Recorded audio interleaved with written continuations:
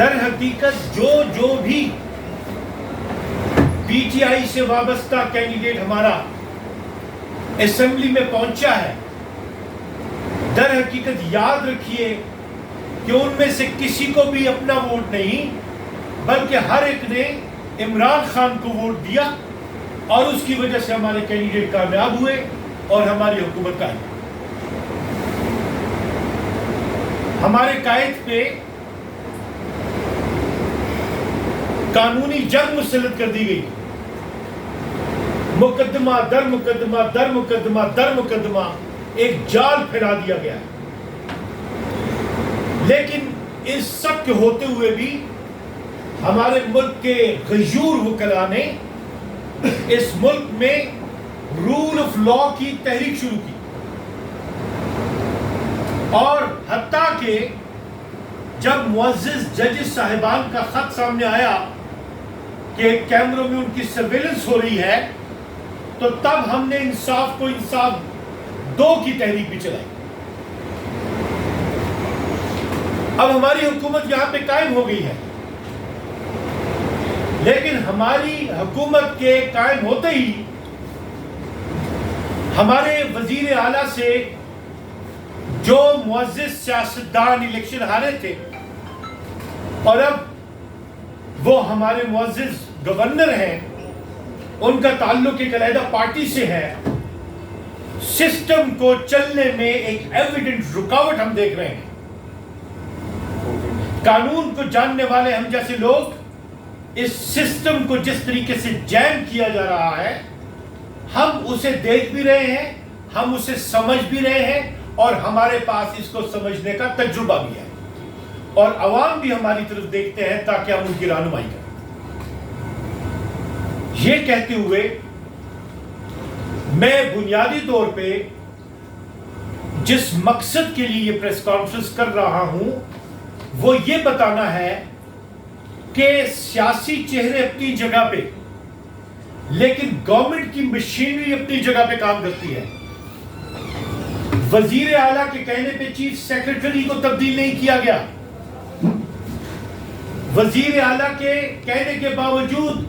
آئی جی پی کو تبدیل نہیں کیا گیا۔ ایک ہارمونیس مشینری ہماری صوبائی حکومت کو نہیں دی جا رہی، اور اس کے نتیجے میں یہاں پہ لا اینڈ آرڈر کے اور استحصال کے شدید بحران پیدا ہو گئے۔ گورنمنٹ کی جو سرکاری مشینریز ہیں ان کی وجہ سے آج میں آپ کے سامنے اس کی 2 صورتیں رکھ رہا ہوں۔ پہلی صورت یہ ہے کہ جس وقت پاکستان کے غیور وکلاء نے رول آف لا کی تحریک کا آغاز کیا تو 7 مارچ 2024 کو نیشنل کنونشن ہوا اسلام آباد میں، جس میں سول سوسائٹی کے علاوہ جو پرائمری ٹیچرز ایسوسی ایشن ہے، آل پرائمری ٹیچرز ایسوسی ایشن، جس کے قریباً 1 لاکھ ممبرز ہیں، انہوں نے اس کنونشن میں شرکت کی۔ اس کنونشن میں تحریک انصاف کے سیکرٹری جنرل عمر ایوب صاحب، عبداللطیف کھوسا صاحب، علی محمد خان، شاندانہ گلزار صاحبہ، اسد کیسر صاحب، علامہ اقبال کے جو پوتے ہیں سینیٹر وہ، اس کے علاوہ صحافی احباب، سب اس کنونشن میں پورے پاکستان سے شریک ہوئے۔ بلوچستان سے وکلاء کے صدر، آئی ایل ایف کے، سندھ سے، پنجاب سے اور خیبر پختونخوا سے معزز وکلاء اس کنونشن میں شریک ہوئے، اور اس کنونشن میں آل پرائمری ٹیچرز ایسوسی ایشن کے صدر نے خطاب کیا اور کہا کہ رول آف لا کے لیے اگر وکلاء اور استاد ٹیچرز اگر یہ ہاتھ ملا لیں تو پھر استحصال کا کوئی بھی سپیس جو ہے وہ کسی کے لیے نہیں رہے گا. لہذا انہوں نے ہاتھ ملایا اور رول آف لا کے لیے انہوں نے ایک بھرپور تحریک میں ایک ساتھی ہونے کا اعلان کیا. اور اسی کنونشن میں ہماری لیڈرشپ نے ایک واضح کمٹمنٹ کی تھی, اور وہ یہ کی تھی کہ جو ہمارے طبقات ہیں, جو ہماری عوام ہے, جو ٹیچرز ہیں, انہیں ان کے حقوق دیے جائیں گے. ان کے نوٹس میں لایا گیا کہ ٹیچرز کے مسائل میں ہماری صوبائی حکومت کا ایک معاہدہ بھی شامل ہے, جو 6 اکتوبر 2022 سے لے کے 10 اکتوبر 2022 کو جو ٹیچرز کا ایک بہت بڑا تاریخی دھرنا ہمارے صوبہ خیبر پختونخوا میں ہوا تھا, جس میں کہا گیا تھا کہ پرائمری ٹیچرز کی اپ گریڈیشن جو ہے یہ ان کا حق ہے. اس کے نتیجے میں سینکڑوں ہمارے ٹیچرز جو ہیں وہ گرفتار ہوئے, انہیں جیل میں ڈال دیا گیا. جنہوں نے ہمیں ابتدائی تعلیم دی, جو ہمارے بچوں کی نشو و نما کرتے ہیں, جو بنیادی ذہن بناتے ہیں, ان پرائمری ٹیچرز کو اٹھا کے جیلوں میں ڈال دیا گیا. لیکن نتیجہ ہوا اس لیے کہ ہمارے اس سیٹ اپ میں زیرک افراد موجود تھے, جیسے کہ بیرسٹر صاحب بھی موجود تھے, اور اس کے علاوہ اس وقت کے وزیر تعلیم بھی موجود تھے. معاہدہ ہوا اور معاہدے میں یہ قرار پایا کہ جناب ہم اپ گریڈیشن کا حق تمام ٹیچرز کو دیں گے, اور ہماری پارٹی کی بھی یہ کمٹمنٹ تھی کے ساتھ. اب جب اس کے اطلاق کا معاملہ آ گیا ہے, ہماری حکومت بھی چاہتی ہے کہ اس پہ اطلاق ہو, ہمارے ٹیچرز بھی چاہتے ہیں اس پہ اطلاق ہو, یہ ان کا قانونی حق بھی ہے. اس لیے کہ گزشتہ رجیم میں کیبنٹ نے اپنے فیصلے میں یہ قرار دے دیا تھا کہ ہمارے ٹیچرز اپ گریڈ ہوں گے, لیکن اب جب وقت آیا ہے, ہماری حکومت آئی ہے, تو یہی گورنمنٹ کی مشینری, یہی بیوروکریٹس, یہی صوبائی افسران, یہی فائنانس ڈپارٹمنٹ کے لوگ اس فیصلے پہ عمل درآمد نہیں کر رہے جو کہ ہمارے منتخب نمائندوں نے کیا ہے. اور اس کے علاوہ انہوں نے ایک اور سلسلہ شروع کر دیا, اور وہ یہ کر دیا کہ ان ٹیچرز کو چن کے انہوں نے کہا جی ہم آپ کو پروموٹ کر رہے ہیں, اور پروموشن بھی سیم کیڈر تبدیل کر کے وہ کر رہے ہیں, جس کو ہم کسی بھی کتاب میں پروموشن کہہ نہیں سکتے, جسے منظور کرنے کا جو ہے استحقاق جو ہے ٹیچرز کو موجود ہے کہ وہ چاہے پروموشن لیں اور چاہے نہ لیں. لیکن دبانا تو ہے اس سرکاری مشینری نے, انصاف نہیں دینا, استحصال ضرور کرنا ہے, اور اس کا سامنا کرنا پڑ رہا ہے. حکومت کے لوگ فیصلہ کرتے ہیں, یہ اس پہ درآمد نہیں کر رہے. یہ ایک معاملہ ہو گیا ٹیچرز کے حوالے سے. یہ میں بتاؤں کہ ہمارے ملک کے آئین کے مطابق آرٹیکل 25A کے تحت ایجوکیشن, بنیادی ایجوکیشن, کچی جماعت سے لے کے 10ویں جماعت تک, یہ ہر ایک کو مفت فراہم کرنا ملک اور ریاست کی ذمہ داری ہے. ٹیچنگ سٹاف ہماری بنیادی تربیت فراہم کرتا ہے. اس صوبے کو جہالت میں اگر ڈالنا ان لوگوں کا مقصد ہے, تو اسی وجہ سے شاید یہ ہمارے ٹیچرز جو ہیں ان لوگوں کو اس قابل نہیں چھوڑنا چاہتے کہ وہ لوگ صاف اور کھلے اور اطمینان کے ذہن کے ساتھ ساتھ آئندہ جنریشن کی تربیت کریں. ٹیچرز کے ساتھ یہ استحصال برداشت نہیں کیا جا سکتا, اور نہ ہی سرکاری مشینری کو یہ حق دیا جا سکتا ہے کہ وہ منتخب نمائندوں کے فیصلے کو سپرسیڈ کریں. اس لیے انہیں انصاف دلانے کے لیے ہم انہیں اس پریس کانفرنس سے تنبیہ کرتے ہیں کہ آپ کا کام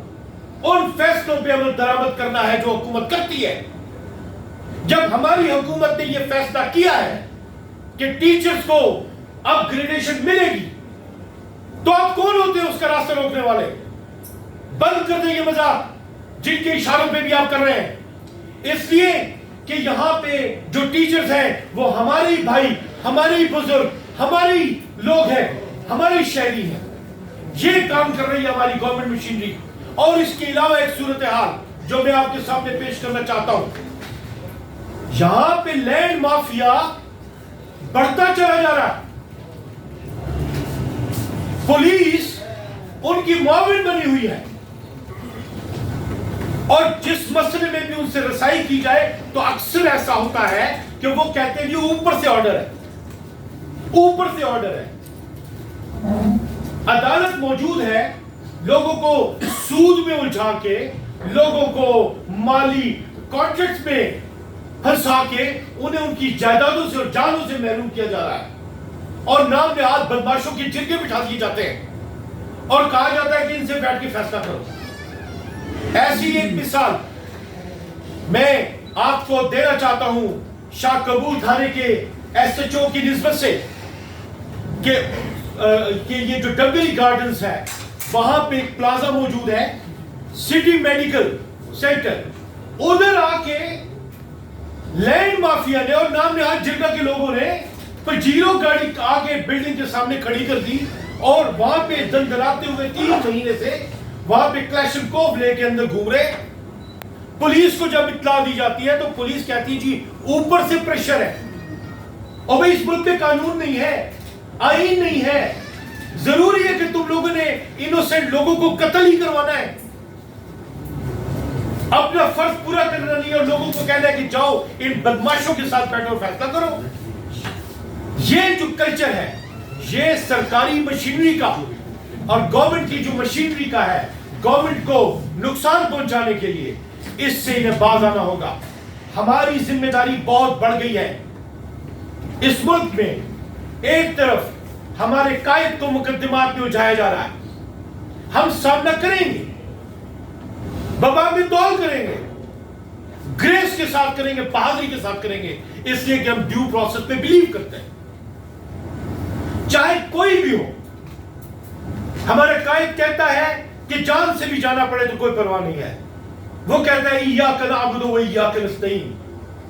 اللہ ہی سے وہ مانگتا ہے اور اللہ ہی کی مدد چاہتا ہے. لہذا اس ملک نے اگر چلنا ہے, اور چلے گا کیوں نہیں, جہاں اس ملک کے یہ جرری شہری اور اس ملک سے محبت کرنے والے, ریاست سے محبت کرنے والے شہریوں وہ اپنا فرض ادا کریں گے. اس لیے یہ صرف اور صرف حکومت ہی کا فرض نہیں ہے, بلکہ پی ٹی آئی سے وابستہ تمام لیڈرز کا, تمام کارکنوں کا اور انوسنٹ شہریوں کا یہ فرض بنتا ہے کہ وہ قدم اٹھائیں گے, آگے آئیں گے اور آئیڈینٹیفیکیشن کریں گے. اور آئیڈینٹیفیکیشن میں آپ یہ ذہن میں رکھیں کہ اپوزیشن کے وہاں پہ اس صوبے میں گورنمنٹ کی جو مشینری ہے وہ گورنمنٹ کے احکامات پہ عمل درآمد نہیں کر رہی.